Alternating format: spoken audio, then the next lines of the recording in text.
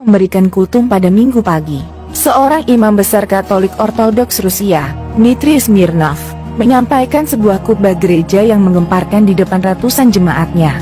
Dia mengatakan masa depan Rusia akan menjadi milik pemeluk Islam. Berikut ini ceramahnya kepada jemaatnya. Kalian lihat, ketika umat Islam merayakan hari besar keagamaannya, tidak satupun orang yang berani melewati mereka. Karena di seluruh dunia, di masjid-masjid dan jalan-jalan kota dipadati ribuan juta umat Islam yang sedang bersujud kepada Tuhannya. Saksikanlah, barisan jutaan umat manusia yang beribadah dengan sangat teratur dan mengikuti saf mereka masing-masing. Dan hal itu tidak perlu diajarkan. Mereka berbaris dengan tertib tanpa harus diperintah. Lalu di mana kalian bisa melihat pemeluk Kristen seluruh dunia bisa beribadah bersama? Dan hal itu tidak ada dalam Kristen. Kalian tidak akan pernah melihatnya. Lihatlah mereka, orang Muslim kerap membantu dengan sukarela tanpa berharap imbalan. Tapi pemeluk Kristen malah sebaliknya. Kalian tanyakan pada wanita tua itu, sambil menunjuk wanita yang lumpuh yang berada di gerejanya.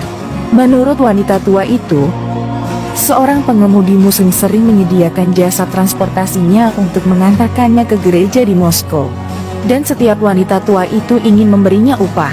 Tapi pengemudi Muslim selalu menolaknya dengan alasan bahwa Islam melarang mengambil upah pada wanita lansia, jompo, duafa dan anak-anak yatim di berbagai panti dan yayasan.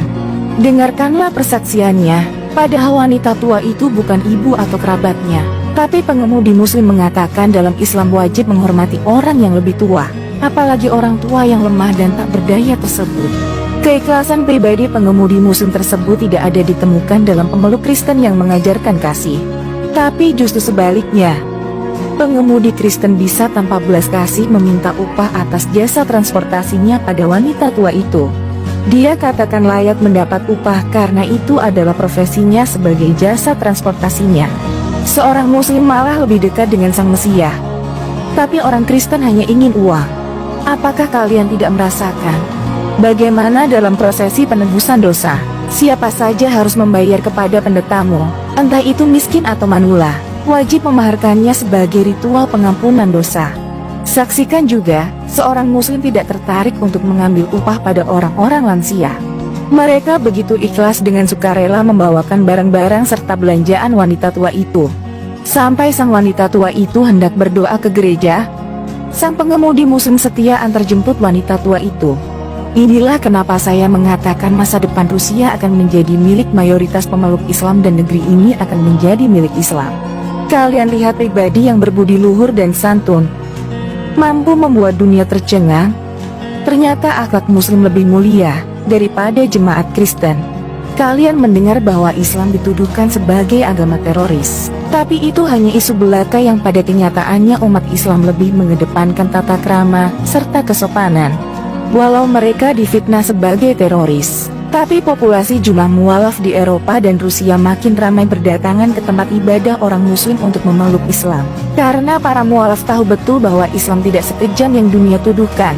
Sekarang dan selamanya, masa depan Rusia akan menjadi milik umat Islam. Di masa depan adalah kembalinya kejayaan Islam. Lihat populasi Muslim di Rusia telah berjumlah 23 juta dan pemeluk Kristen mengalami penurunan menjadi 18 juta. Lalu sisa yang lainnya masih tetap komunis. Ini sebuah fakta bahwa Islam sekarang menjadi agama terbesar di Rusia. Di utara bekas pecahan negara Uni Soviet mayoritas Muslim yaitu Republik Chechnya, Tajikistan,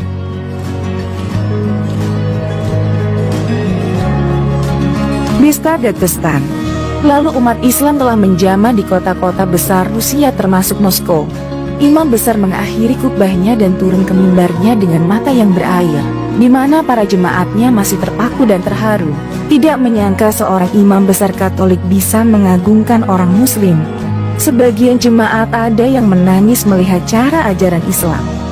Ternyata berbudi luhur dan tidak layak disebut teroris.